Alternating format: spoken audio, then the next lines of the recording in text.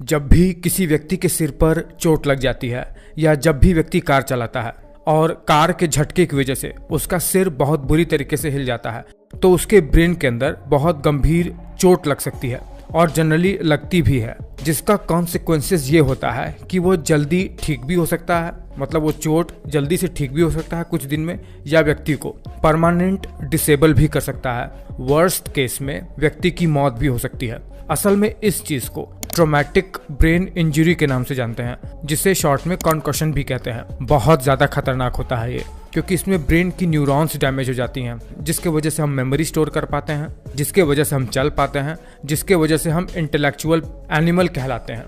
Plus वो damage हुई neuron कभी रिकवर भी नहीं हो सकती हैं, क्योंकि न्यूरॉन तो डिवीजन के थ्रू अपनी संख्या बढ़ाते भी नहीं है। देखिए, हमारे ब्रेन के ऊपर एक प्रोटेक्टिव लेयर चढ़ी रहती है, एक पतली सी झिल्ली जिसे मेनिंजेस कहते हैं। इसके बीच में एक फ्लूइड भरा रहता है ब्रेन और इस लेयर के बीच में, जिसे सेरेब्रो स्पाइनल फ्लूइड कहते हैं। जब भी हम अपने सिर को हिलाते रहते हैं ना, तो ये जो फ्लूइड है ये कुशन की तरह काम करता है, जिससे कभी भी ब्रेन को अंदर की ओर यानी स्कल के दीवार की ओर से चोट नहीं लगती है। देखिए, क्रिकेटर फिलिप ह्यूज जो ऑस्ट्रेलिया का क्रिकेटर था, सिर पर बॉल लग जाने की वजह से उसकी मौत हो गई थी। मुझे पता है कि आप में से कई लोग ये बात जानते होंगे, ये बहुत ही बड़ी न्यूज़ थी उस समय। उसे ये ट्रॉमेटिक ब्रेन इंजरी ही हो गया था। उसके ब्रेन में बहुत ही भयानक चोट लगी थी, जो उसकी मौत का कारण बना।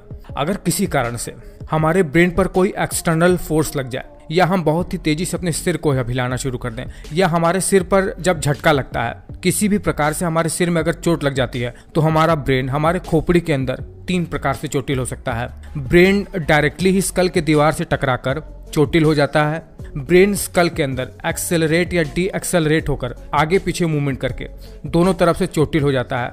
इसमें मेनली कार से जो एक्सीडेंट होता है ना, वो शामिल होता है। इसमें ब्रेन को आगे पीछे दोनों तरफ से चोट लगती है।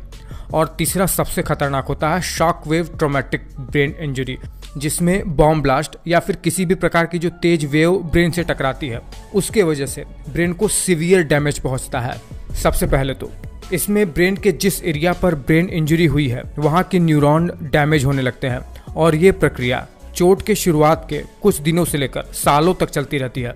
अगर शॉक वेव की वजह से न्यूरॉन के जंक्शन में खिंचाव होता है, मतलब न्यूरॉन के एक्सॉन में खिंचाव होता है, तो न्यूरॉन के एक्सॉन टूटकर सेल बॉडी से अलग हो जाते हैं, जिससे ब्रेन के फंक्शन में कमी आ जाती है। चोट की वजह से डैमेज हुआ ये न्यूरॉन ब्रेन में डिसॉल्व होकर ब्रेन में टॉक्सिसिटी फैलाते हैं, जो कि ब्रेन के फंक्शन में बहुत ही नेगेटिव इम्पैक्ट डालते हैं, और इसके वजह से बहुत ही सीरियस सिम्टम्स देखने को मिलते हैं, जिसमें से सबसे बड़ा सिम्टम है टेम्पररी या परमानेंट मेमोरी का लॉस हो जाना।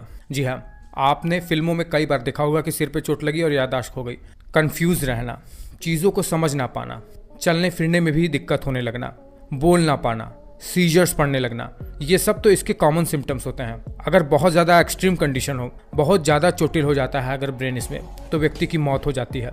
और इसको डायग्नोज कैसे करते हैं? इसको हम सिटी स्कैन और MRI से डायग्नोज करते हैं कि ब्रेन के कौन से हिस्से में डैमेज पहुंचा है। ब्रेन के जिस हिस्से में डैमेज पहुंचा है उसी के अकॉर्डिंग सिम्टम्स देखने को मिलते हैं, और उसी के आधार पर इलाज भी किया जाता है। इसीलिए हमेशा सीट बेल्ट बांधकर और बाइक हमेशा हेलमेट पहनकर चलाएं।